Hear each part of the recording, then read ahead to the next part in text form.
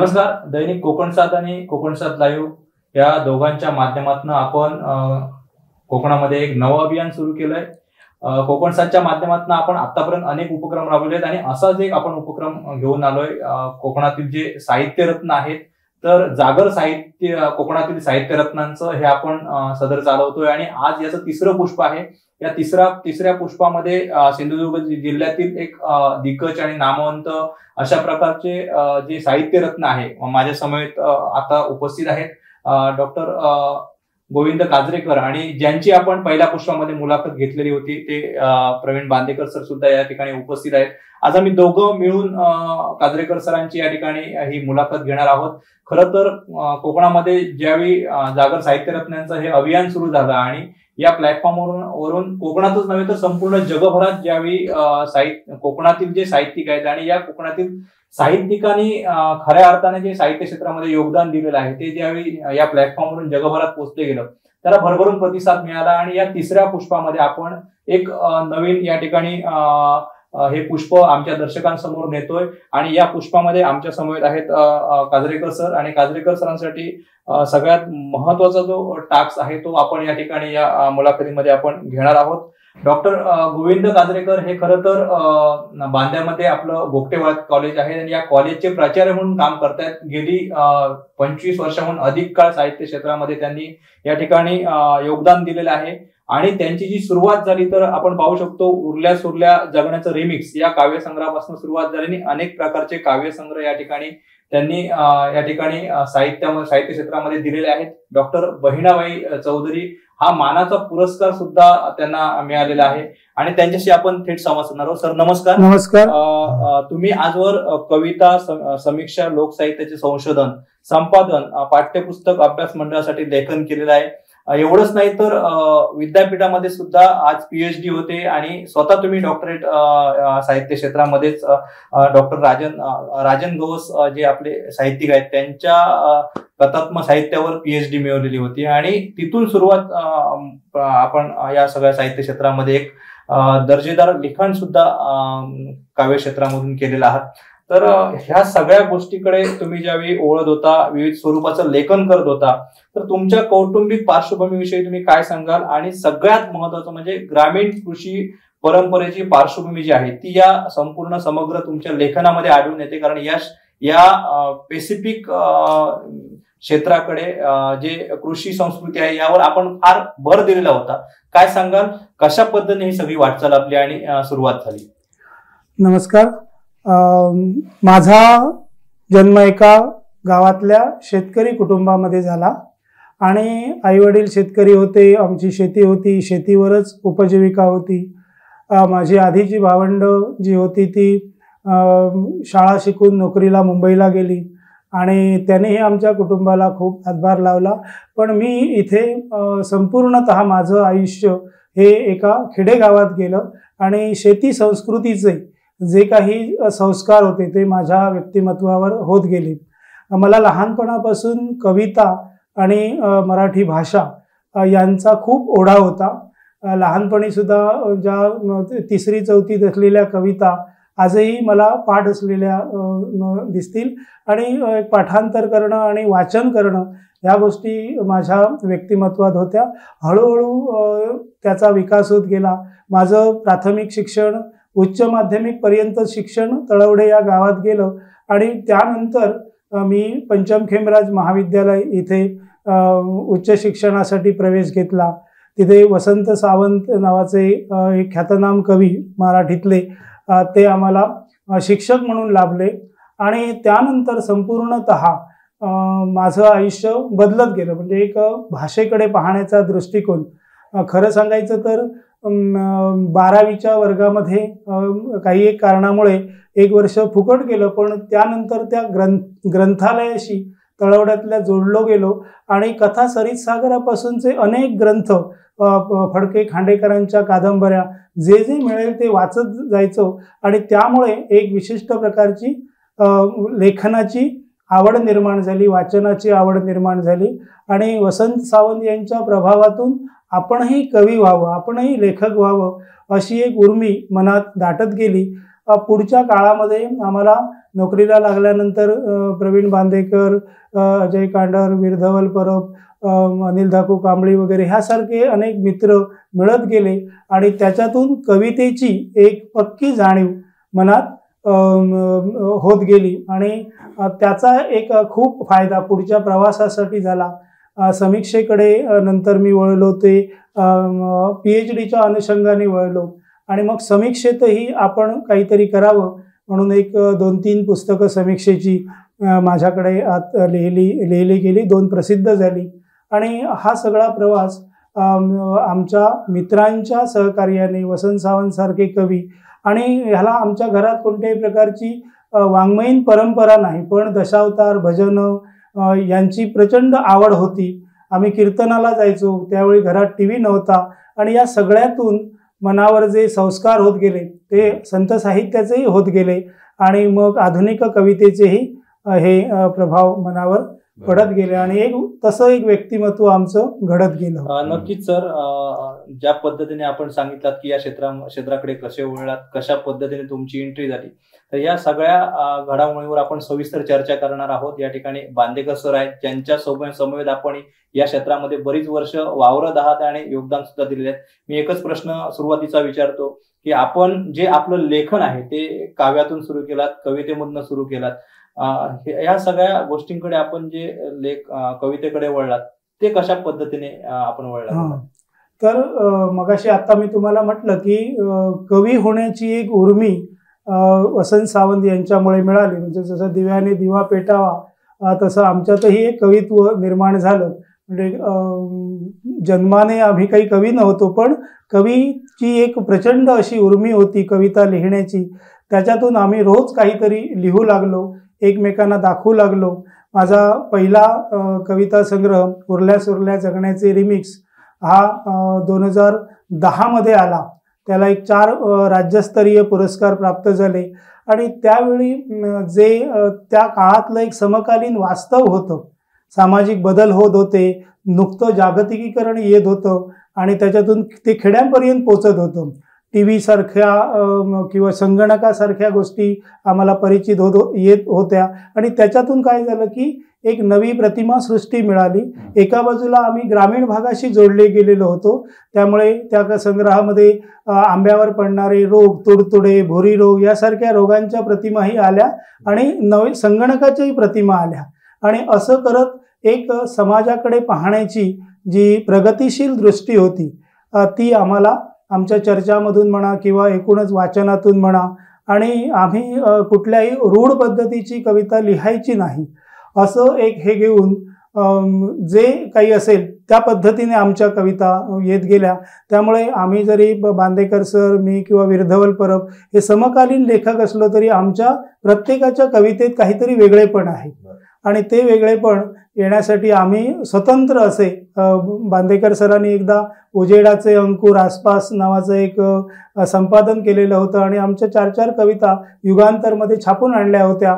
त्यावेळी संपूर्ण महाराष्ट्राला लक्षात आलं की इथे सुद्धा लिहिणारे काही चांगले लोक आहेत आणि ह्या अशा प्रेरणामधून आम्हाला कविता लिहिण्याची, नंतर संग्रह, एकूणच सगळ्या याला इथलं वाङ्मयीन वातावरण सिंधुदुर्गातलं, म्हणजे आमच्या आधीच्या पिढीत सुद्धा चांगले लेखक होते, पण ते सावंत एक कवी होते, बाकीचे सगळे बरेचसे कथाकार आणि कादंबरीकार होते आणि ते महानगरात जाऊन लिहित होते.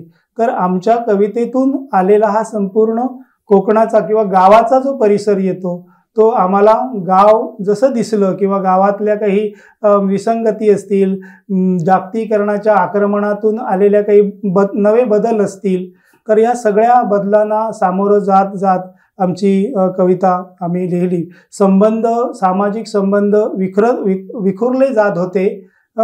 मी पहिलीच कविता, दळदार संबंधांचे झाड रोवता येत नाही, धात कसे खुरटे खुरटे, असं म्हणून आपण या संबंध, जुने संबंध होते, आपापले परस्परातले भावबंध होते, हे टिकवून ठेवताना होणारी पराकाष्ठा, होणारी घुसमट ही माझ्या पहिल्या संग्रहात आली. शिवाय व्यक्तिगत जीवनात काही एक निराशेच्या क्षणांना सामोरं जावं लागलं तेही त्याच्यामध्ये आलो. ओसाडीत जगलो सारखी कविता आहे, शब्दांच्या गळ्याला नख लावून अशा प्रतिमा येत गेल्या आणि मग ती मनातली जी घुसमट होती ती घुसमट सुद्धा या पहिल्या संग्रहामध्ये माझ्या येत गेली.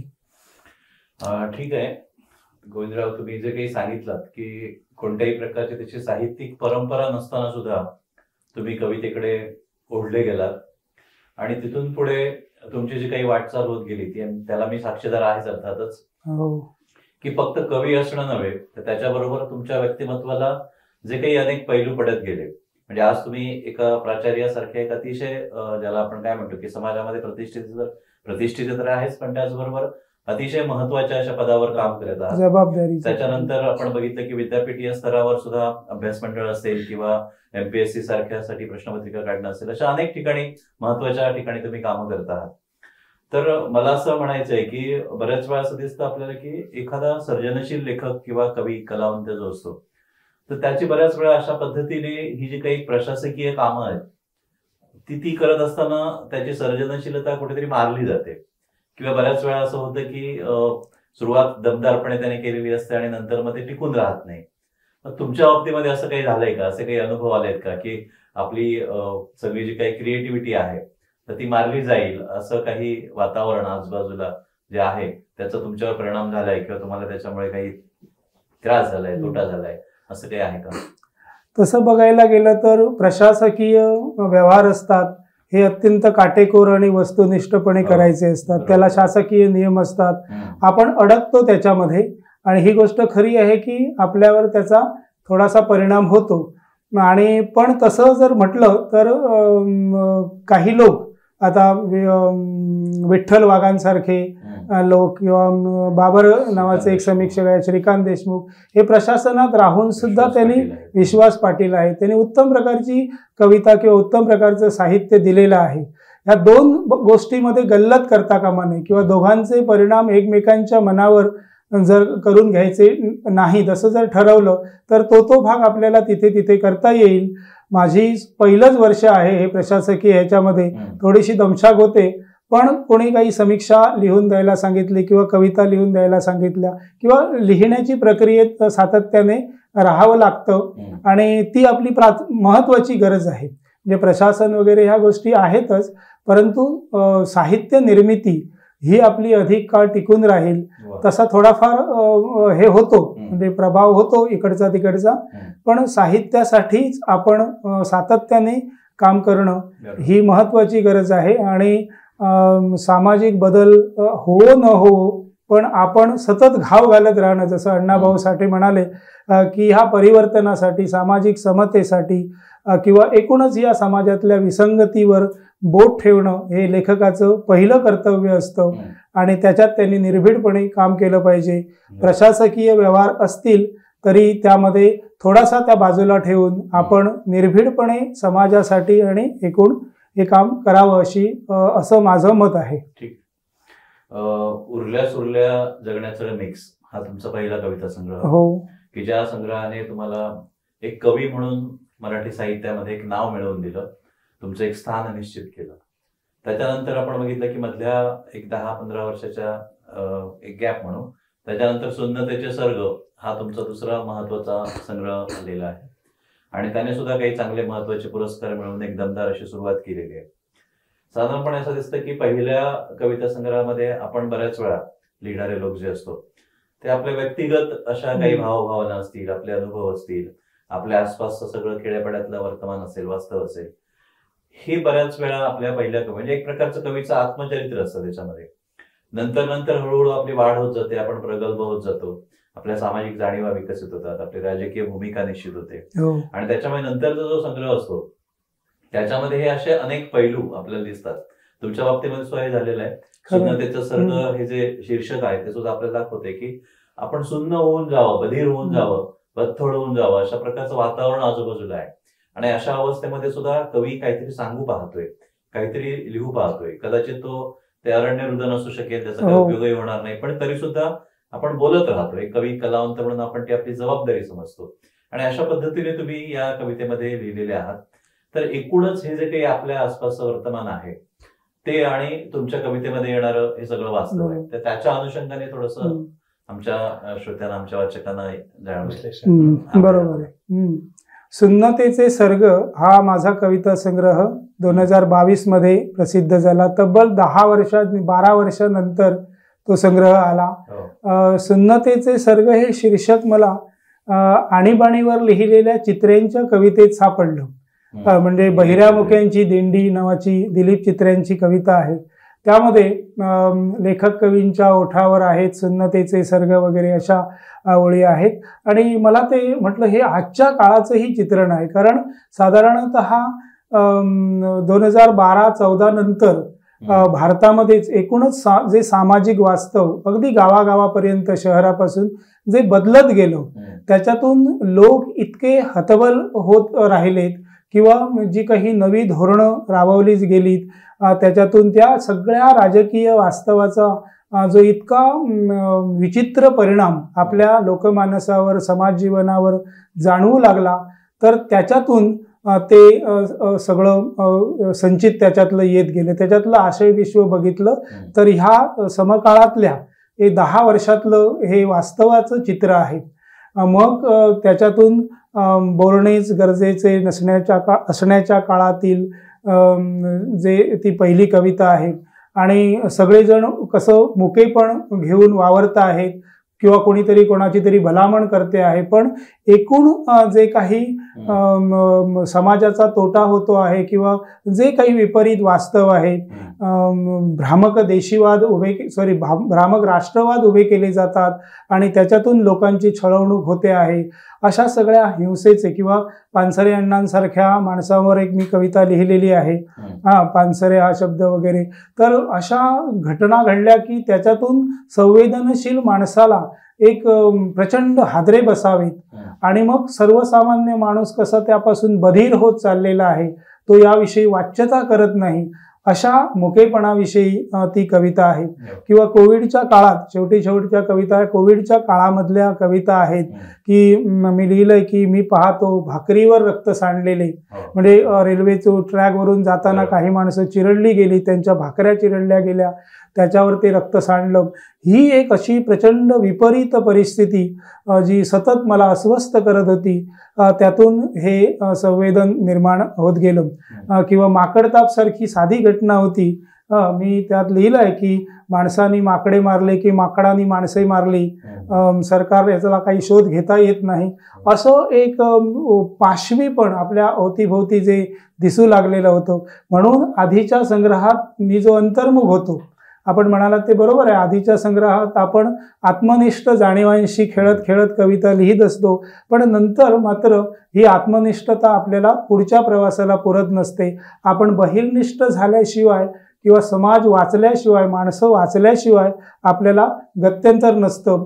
कारण कुठलीही साहित्यकृती ही केवळ स्वतःला सुखवणारी असू नये, ती समाजाचं काहीतरी प्रबोधन करणारी, समाजाच्या डोळ्यात अंजन घालणारी आणि समाजाला जागा करणारी. म्हणून कवीची भूमिका ही जागल्याची असते, त्याने सतत जागा करत राहिलं पाहिजे समाजाला, असं मला वाटतं. त्यामुळे सुन्नतेचे सर्ग ही केवळ एकट्या कवीची जाणीव नाही, तर एक प्रचंड अशी सुन्नता, बधिरता किंवा मुकेपण आलेले आहे, त्या संदर्भातली कविता आहे.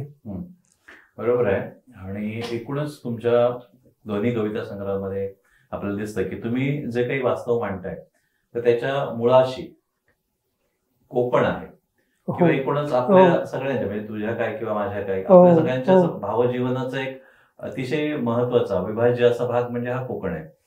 आणि मला वाटतं की फक्त आता कवितांपुरताच विचार करून चालणार नाही, तर त्याच्या पलीकडे मला वाटतं तू कोकणातल्या कृषीजन संस्कृतीच्या संदर्भाने किंवा इथल्या एकूण ज्या काही लोककला आहेत वेगवेगळ्या प्रकारच्या किंवा स्त्रियांचं साहित्य आहे, तर त्याविषयी सुद्धा संशोधन करून एक पुस्तिका प्रकाशित केलेली आहे.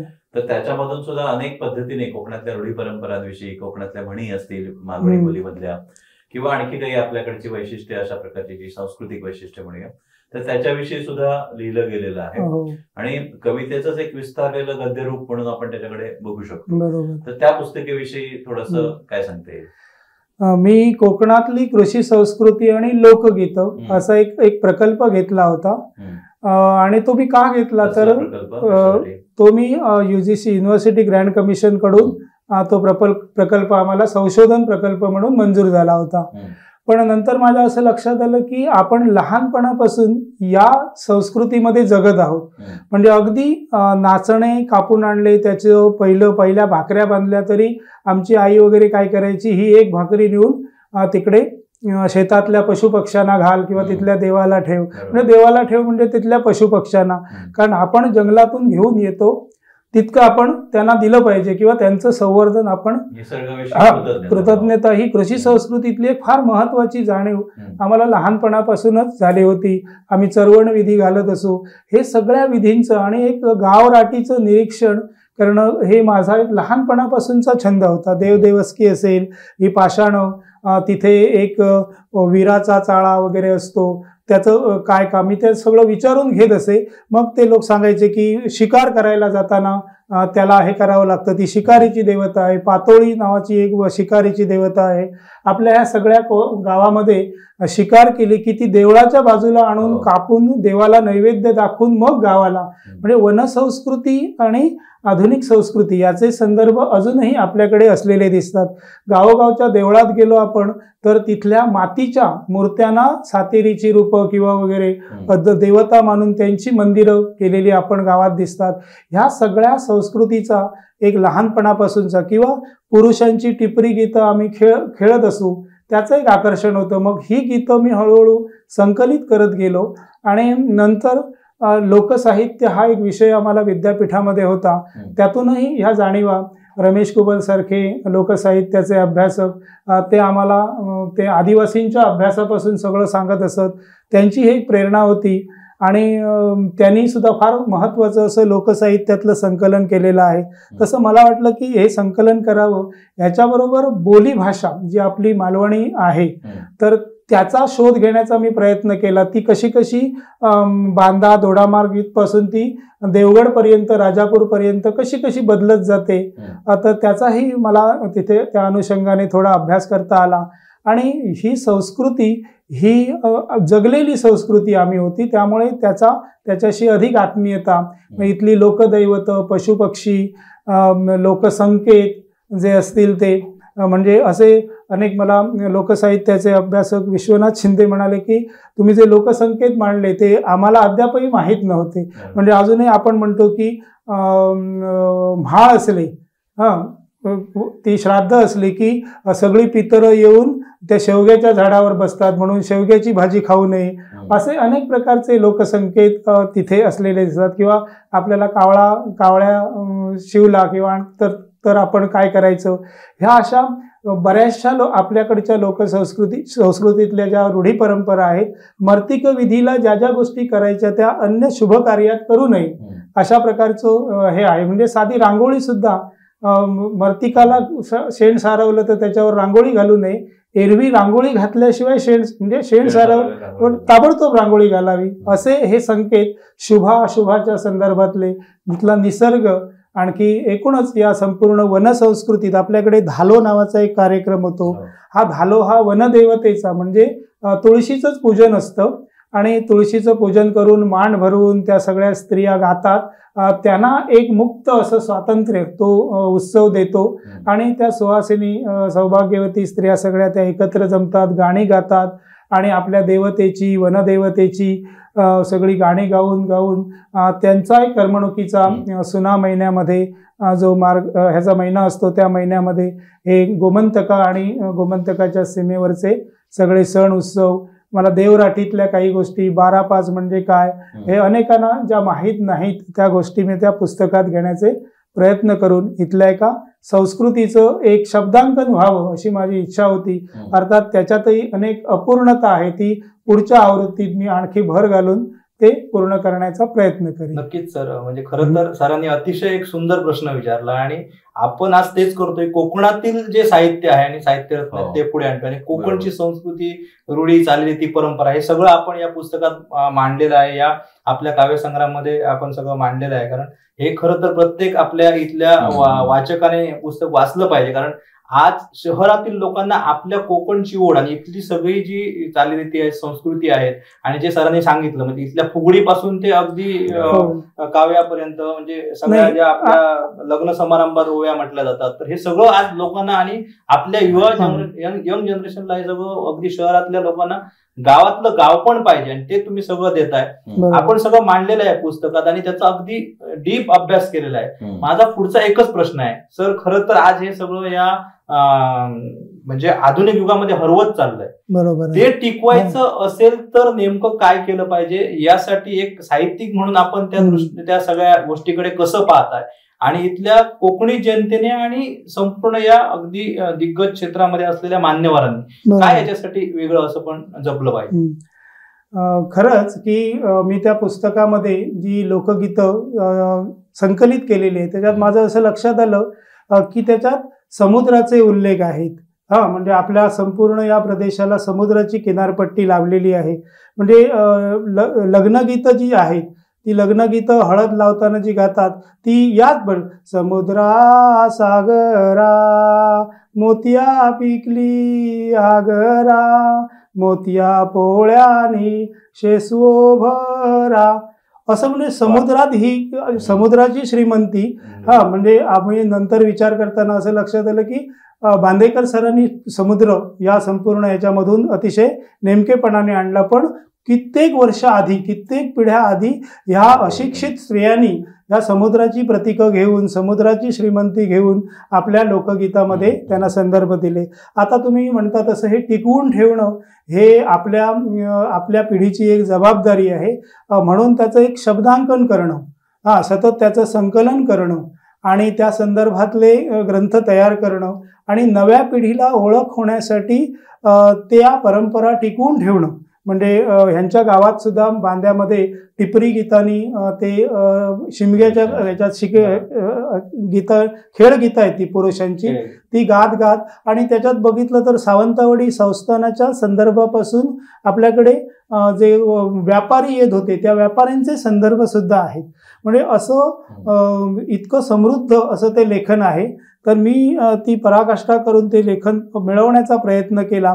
आपल्याकडे अनेक वैद्यांच्या परंपरा होत्या, त्या पण आता नामशेष होत चालल्या आणि आता तर आपण आयुर्वेदाला अधिक महत्त्व द्यायला लागलेलो आहोत. कोकणात एक समृद्ध वैद्य परंपरा होती, अनेक प्रकारची औषधं, तर ती नामशेष होतात. आमचे गायतोंडे डॉक्टर होते जागतिक आरोग्य संघटनेचे, ज्याने आमचं कॉलेज स्थापन केलं. त्यांनी अशा वैद्यांना एकत्र करून तो एक प्रकल्प राबवण्याचा प्रयत्न केला. तसं लोकसाहित्याचं सुद्धा शासन स्तरापासून एक उपक्रम राबवून या नव्या पिढीला त्याच्यातली आता आपण सिरियल बघितल्या तर या लोककलांच्या संदर्भातल्या किंवा लोकसंस्कृतीच्या संदर्भातल्या सिरियल येऊ लागल्या आणि त्याला प्रेक्षकांचा प्रचंड प्रतिसाद असलेला दिसतो आपल्याला. मला एक असं वाटतं की नवीन अभ्यासक्रम येतोय ना, त्याच्यामध्ये अशा पद्धतीने काही घेता येणं शक्य आहे का? कारण तुम्ही आता अभ्यासक्रम मंडळावर पण आहात. नवीन मुलांना जर हे काम दिलं की तुमची संस्कृती ही नष्ट होते, तर त्याचं संकलन करणं किंवा ते आधुनिक याच्यामध्ये वेगळ्या लोकांच्या समोर आणणं वगैरे असं काही शक्य आहे का? हो, आता नवीन शैक्षणिक धोरण जे आलेलं आहे त्याच्यामध्ये भाषेच्या संदर्भात बोलीना सर्वाधिक महत्त्व दिलेलं आहे. म्हणजे त्याच्यामध्ये अगदी शासनाने, केंद्र शासनाने पण तरतूद केलेली आहे. आणि मग असे बोलींचे प्रकल्प किंवा विद्यार्थ्यांना बोलींचा परिचय करून देणं किंवा इकडच्या कविता बोलीत भाषांतरित करणं, अशा अनेक गोष्टी विद्यार्थ्यांना करता येतात. आणि अनेक विद्यापीठ, अगदी गोंडवाना विद्यापीठापासून मुंबई विद्यापीठापर्यंत अनेकांनी बोलीचा अभ्यास हा एक स्वतंत्र पेपर लावलेला आहे. आणि त्यातून आता नव्या पिढीला याचा परिचय होत जाईल. आम्ही मध्यंतरी मुंबई विद्यापीठात आगरी बोली, वाडवाळी बोली, मालवणी बोली असे स्वतंत्र त्या प्रदेशातल्या मुलांनी शिकावं म्हणून हे केलेलं. पण आता नव्या शैक्षणिक धोरणात हे बोलीचं अभ्यास सत्र सुरू होईल आणि मग महानगरातल्या लोकांना सुद्धा या बोली शिकणं किंवा त्याचा अभ्यास करणं हे अधिक सोपं होईल. आपल्याकडे ज्या साहित्य संस्था आहेत ना, त्या सुद्धा बऱ्याच वेळा आपण असं बघतो की ते जे कार्यक्रम राबवतात त्याच्यामध्ये कविता वाचन किंवा कवितेच्या संदर्भातले कार्यक्रम किंवा फार फार तर कथा वगैरे, पण त्याच्या पलीकडे जाऊन मला असं वाटतं की आपली बोली टिकवण्यासाठी अशा प्रकारचे काही कार्यक्रम करता येणं त्यांनाही शक्य आहे. हो. ते सुद्धा तुम्ही निश्चितपणे असं सांगू शकता, कारण तुम्ही सुद्धा संबंधित आहात अनेक संस्थांशी, तर अशा पद्धतीने करता येऊ शकेल. ते मला आम्ही आता तसं करतो की आमचं एक आमचे एक मित्र आहेत, विवेक कडू कथाकार आहेत, त्यांनी एक असा प्रकल्प केलेला की बोलीत बोला, म्हणजे भाषण स्पर्धा ही बोलीतच घ्यायची. म्हणजे त्या प्रदेशात आपापल्या बोलीत सुद्धा एक भावसंचित असतं, विचार संचित असतं, ते सुद्धा व्यवस्थितपणे मांडता आलं पाहिजे आणि त्याच्यातून मुलं हळूहळू तयार होत जातील. म्हणजे असे नव्या गोष्टी जर आपण बोलीतून सुरू केल्या तर आपल्याला त्याची व्यवसाय संधी पण आहे. म्हणजे जसं मी तुम्हाला टीव्हीवर जे सिरियल असतात त्याच्यातल्या बोलीतली पात्रांचे संवाद लिहिण्याला सुद्धा, अर्थात कालच मला कळलं की एका एपिसोडला सुद्धा 5-5 हजार नुसतं लिहून द्यायला 10 मिनिटाचं हे दिले जातात. पण हे मग विद्यार्थ्यांना ह्याची संधी आहे, व्यवसायाची संधी आहे आणि चांगलं बोलीतलं लेखन हे करता येईल. आपल्याकडे संपूर्ण आता एक बाल कादंबरी ह्यांनी लिहिली, कल्पना मली यांनी बोलीत, पण जशी अन्य बोलीमध्ये म्हणजे जशी गोतावळा कादंबरी आहे ही संपूर्ण बोलीतली कादंबरी आहे, किंवा पाचोळा नावाची कादंबरी आहे, तर ह्या बोलीतल्या, पण तशी एक पूर्ण मालवणीत असलेली कादंबरी अजूनही आपल्याकडे नाही. कथा आहेत वगैरे, पण ह्या सगळ्या दीर्घ पल्ल्याचं गद्य त्या बोलीत जर आलं तर तीही एक समृद्ध होईल. आता आपण काही चाळेगत सारखे शब्द मराठी प्रवाहात आणले, त्यामुळे संपूर्ण डिक्शनरीत सुद्धा तो चाळेगत येईल आणि त्याचे काही अर्थ आहेत ते येतील. तर असं साधारणतः जर बोलीतलं भाषिक वैभव आपल्याला पकडता आलं तर ह्या बोली अधिक समृद्ध करता येईल. ठीक आहे. तर पुन्हा एकदा मी तुमच्या साहित्याकडे वळतो. तुमच्या PhDच्या प्रकल्पासाठी तुम्ही राजन गवस, मराठीचे ज्येष्ठ साहित्यिक आहेत, कथाकार, कादंबरीकार, तर त्यांच्या ह्या सगळ्या कथात्मक साहित्याचा विचार केलेला होता. राजन गवसच निवडावा असं तुम्हाला नेमकं का वाटलं? आणि एकूणच या साहित्याचा अभ्यास केल्यानंतर तुम्ही जे काही निष्कर्ष काढलेले असतील, त्यांचं जे काही स्थान मराठी साहित्यामध्ये निश्चित केलेलं असेल, तर त्याविषयी सुद्धा थोडस तुमची जी काही मतं असतील तर ती ऐकायला आवडेल आम्हाला. खरं तर राजन गवस हे मराठी साहित्यातले देशीय लेखन करणारे, म्हणजे नेमाड्याने जी देशीवादाची परंपरा मांडली त्या परंपरेतले एक सशक्त असे लेखक आहेत की ज्यांनी शहरांकडे एक बाजार केंद्र आणि माणसाच्या शोषणाची केंद्र म्हणून पाहिलं आणि त्या सगळ्या अर्थसत्तांना त्यांनी बाजूला ठेवून त्यांनी महागाव, संपूर्ण ग्रामीण भाग आणि गावाचा कोपरा कोपरा आणि घराचा कोपरा कोपरा आपल्या साहित्यात कसा येईल हे त्यांनी मांडलं.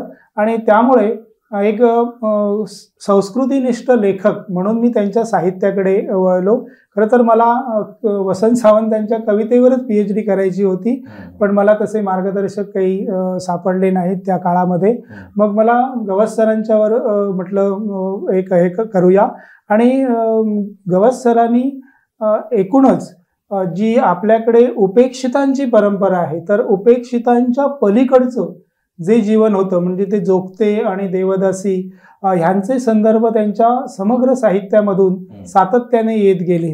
म्हणजे शोषणाच्या किती असंख्य तऱ्हा असू शकतात धर्मव्यवस्थेत किंवा सामाजिक व्यवस्थेत, त्याचं इतकं प्रत्ययकारी चित्रण म्हणजे फुटकळ स्वरूपात कोणी कोणी केलं असेल कथामधून वगैरे, पण एक सततचं प्रदीर्घ असं गद्यलेखन करून दुसऱ्या कोणी केलं नाही.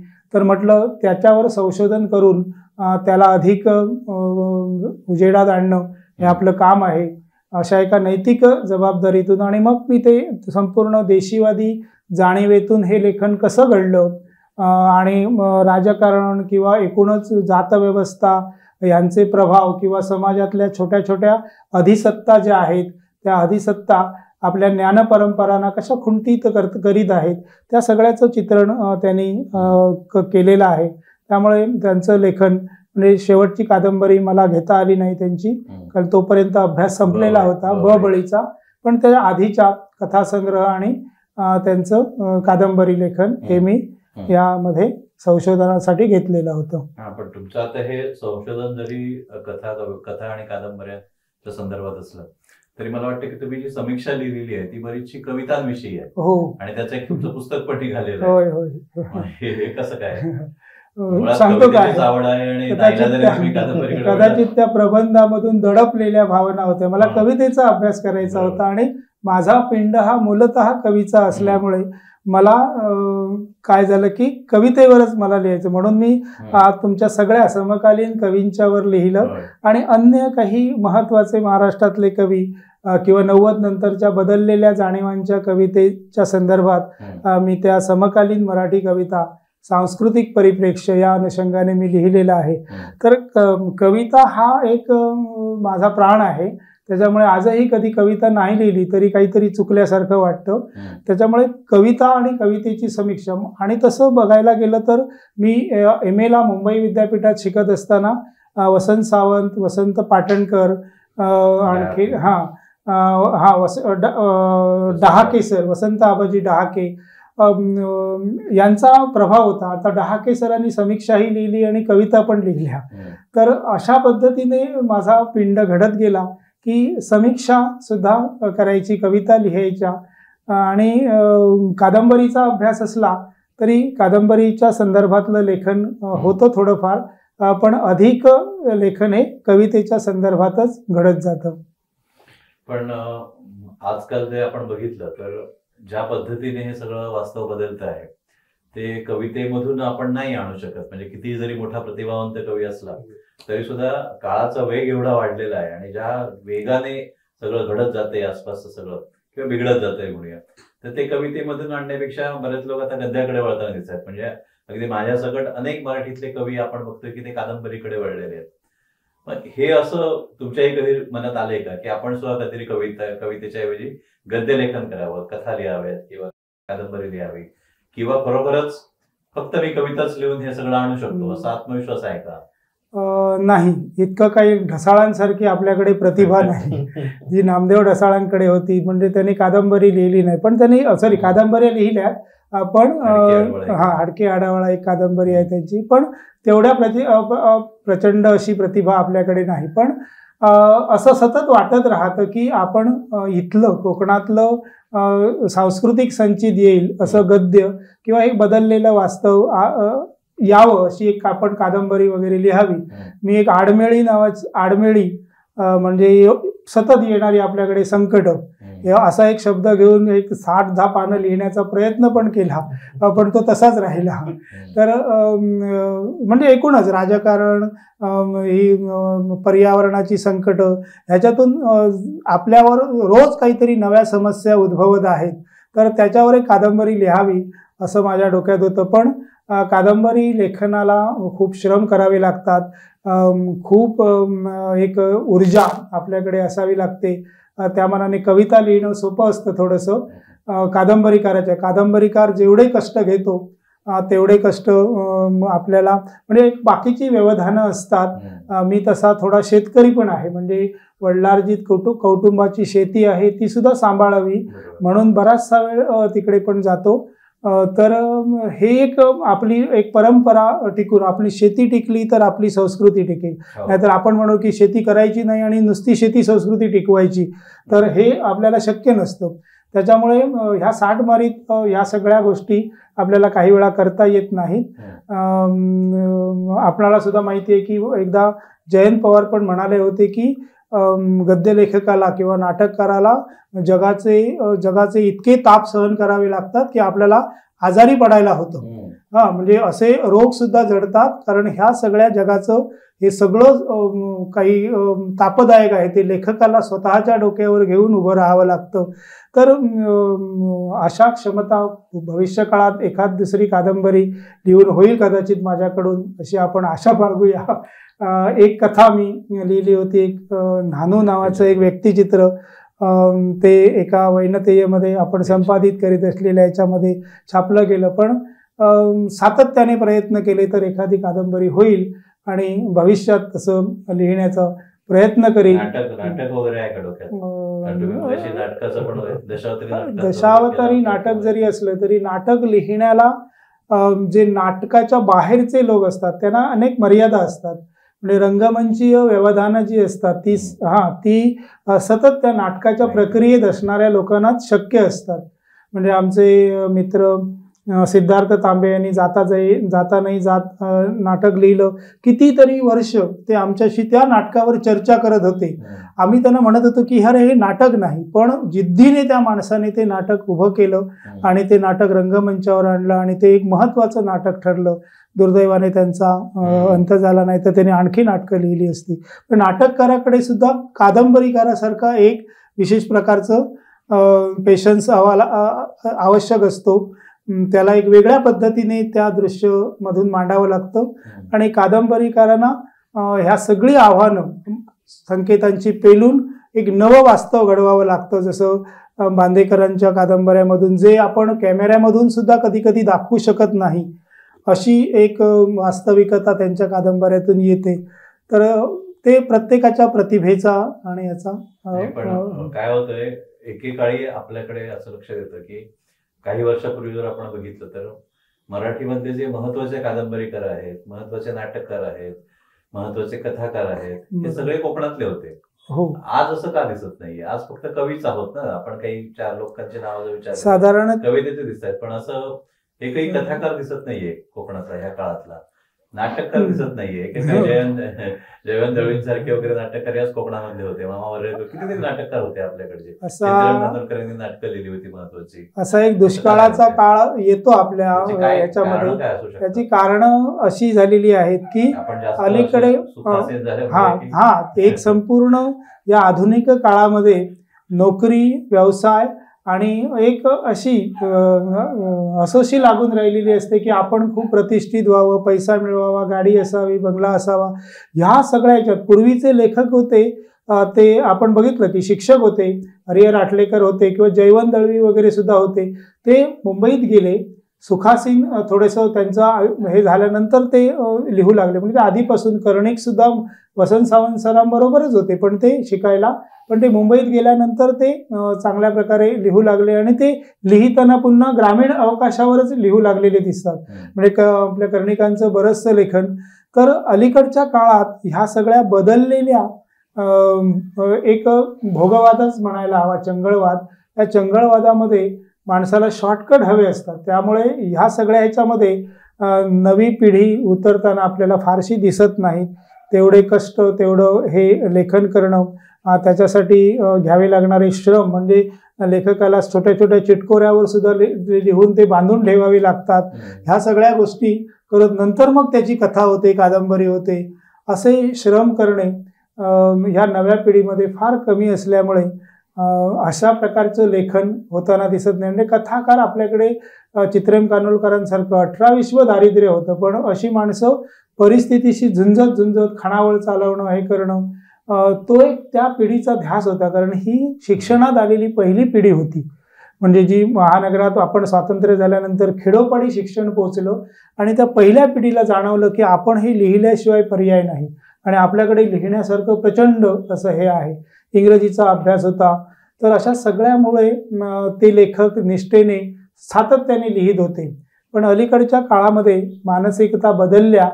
आपण चर्चा करताना म्हणतो की इंग्लंड हा जगाला साहित्य दिलेला देश आहे, पण त्याच्यामध्ये आता मोठे लेखक सापडत नाहीत. म्हणजे ते सुद्धा त्यांची पण अवस्था ज्या पद्धतीने झालेली आहे तशी. आणि धर्माचं खूळ किंवा जातीचं खूळ त्या संदर्भाची हे असेल तर मोठे लेखक घडत नाहीत. म्हणजे माणसाकडे एक समतेची व्यापक पुरोगामी दृष्टी असेल, म्हणजे जशी अण्णाभाऊ साठेंकडे होती, तर म्हणून ते मोठे लेखक झाले. म्हणजे लेखकाकडे ही जीवनदृष्टी आणि अशी जीवनदृष्टी विकसित करणारी यंत्रणाच नष्ट होत चाललेल्या आहेत.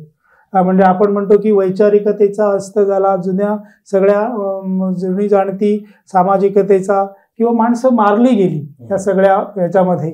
नक्कीच सर, खरं तर अगदी सविस्तर आपण या सगळ्या विषयावर चर्चा केली सरांनी जो प्रश्न विचारला त्याला जसा एक वेगळा प्रश्न मी तुम्हाला विचारतोय आणि तो धागा पकडून. जसं पत्रकारिता असू दे किंवा साहित्य असू दे, हा व्यवसाय होऊ शकत नाही किंवा ती नोकरी होऊ शकत नाही, बिझनेस म्हणून आपण या टास्ककडे बघू शकत नाही. बरोबर. त्याच्यामध्ये भरपूर पेशन्स पाहिजे. पण काही झालं तरी आज प्रत्येकाला अगदी कमी वयामध्ये लक्झरी आपली लाईफस्टाईल जगायची सगळ्या गोष्टी आहेत. तर जसा आपण उल्लेख केला की आज अनेक टीव्ही माध्यम असू दे, मीडिया माध्यम असू दे, या सगळ्या क्षेत्रांमध्ये एक वेगळं जर तुम्ही काही स्क्रिप्ट दिली तर त्याला चांगल्या पद्धतीने त्याचं आपल्याला रिप्लाय सुद्धा मिळतो, मानधन मिळतं, त्यानंतर पैसाही मिळतो, सगळ्या या गोष्टी मिळत आहेत.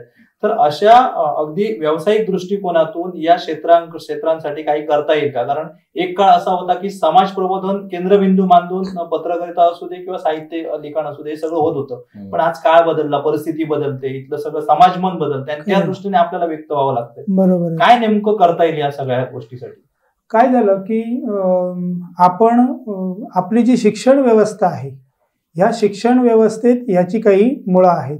म्हणजे आपण आतापर्यंत जवळजवळ 70 वर्ष झाली तर एका विद्यापीठीय शिक्षण किंवा शालेय शिक्षण हे इतक्या चाकोरीतून जात आहे, त्याच्यातून आपल्याला असे नवे लेखक घडवणं किंवा नवे कुशल असे जे काही कामगार असतील किंवा बौद्धिक असं काही घडवायला हवं तर ते घडताना दिसत नाही. म्हणजे केवळ प्रमाणपत्र म्हणजेच त्या माणसाचं त्याची लायकी असं एक संकेत ठरत गेलेले आहेत.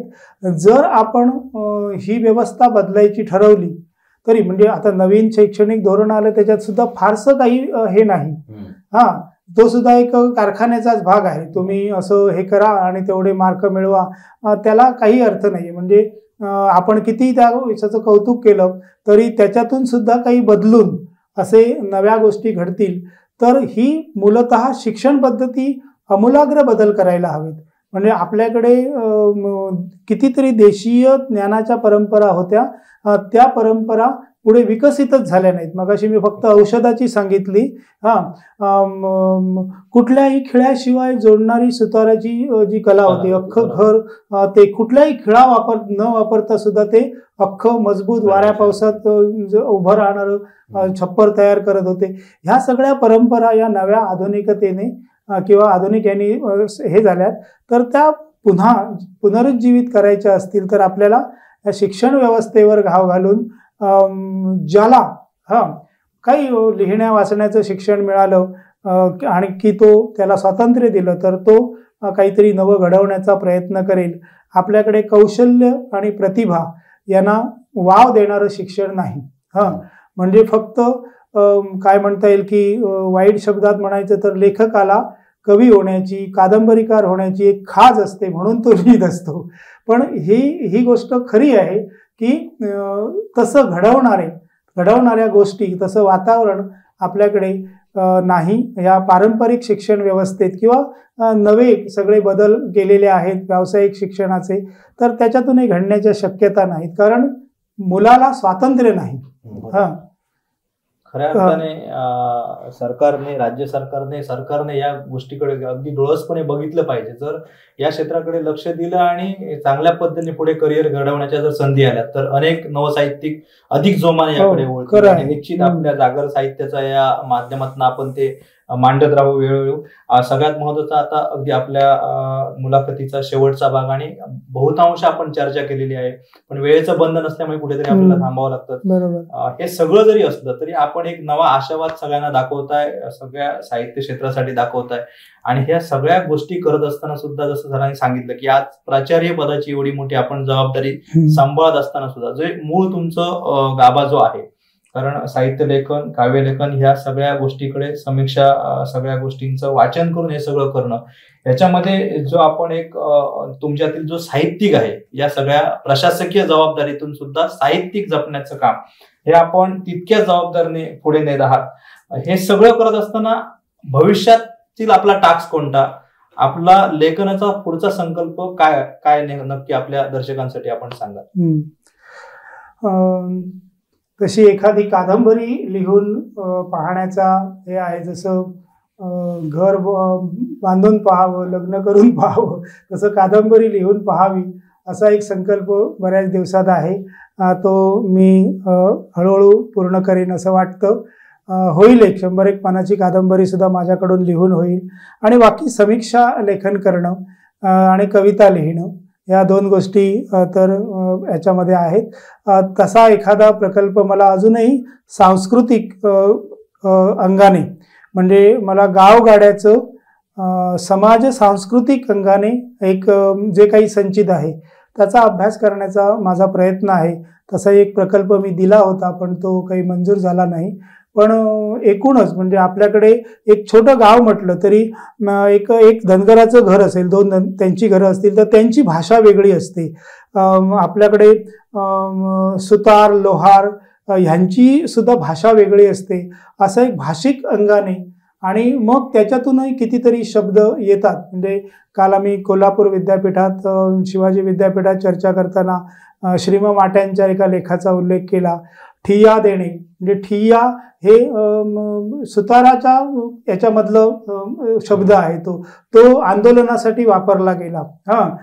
किंवा हरताळ फासणे म्हणजे पूर्वी लेखन करताना शब्द चुकला तर त्याला हळद लावून तो शब्द मिटवला जायचा. आता ते व्हाईटनर वगैरे या गोष्टी आल्या. मग त्याला हरताळ फाटून मिटवून टाकणं या अनुषंगाने ते त्या प्रेसमधून किंवा त्या हाताने लिहिल्या जाणाऱ्या छपाईतून आलेले शब्द आहेत. धाबे दणाणणे म्हणजे ते धाबं असायचं ह्याचं काहीतरी छपराचं, ते वीज चमकली या दिवसात की ते दणाणून जायचं आणि आतली माणसं घाबरायची. तर अशा समाजाने किंवा या संपूर्ण समाजातल्या कारागीर लोकांनी परंपरेतून आलेल्या ज्ञानव्यवस्थांनी भाषेला खूप दिलेलं आहे. ते नेमकं शोधून काढायचं असा एक माझा संकल्प आहे. तो मी यथावकाशात पूर्ण करेन असा मला विश्वास वाटतो. निवृत्त झालो तरी मी याच्यातून निवृत्त होणं काही शक्य नाही.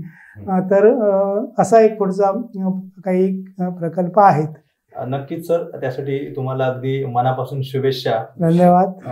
जागर कोकणच्या साहित्य रत्नांचा हे 3रं पुष्प होतं आणि या 3ऱ्या पुष्पामध्ये आपण डॉक्टर गोविंद काजरेकर सर यांची या ठिकाणी मुलाखत घेतलेली आहे. आणि या मुलाखतीसाठी माझ्या समवेत खास ज्यांनी कादंबरी लेखनातून एक कोकणच्या साहित्याला एक नव ऊर्जा दिली ते प्रवीण बांदेकर सर सुद्धा आजच्या या पुष्पामध्ये सहभागी झालेले होते. त्यांनी सुद्धा ते सहभागी झाल्यामुळे खरं तर ही जी मुलाखत आहे ती अतिशय रंगतदार झाली. कारण समकालीन दोघेही असल्यामुळे एकमेकांबद्दल खूप मोठा त्यांचा पार्श्वभूमी सगळी माहीत आहे आणि त्याच्यामुळे ही मुलाखत खऱ्या अर्थाने आमच्या दर्शकांपर्यंत अधिक अपील होईल यात शंका नाही. सर, आपण दोघेही सहभागी झालात त्याबद्दल दैनिक कोकण 7 आणि कोकण 7 लाईव्ह टीमच्या वतीने अगदी मी मनापासून आपले धन्यवाद व्यक्त करतो.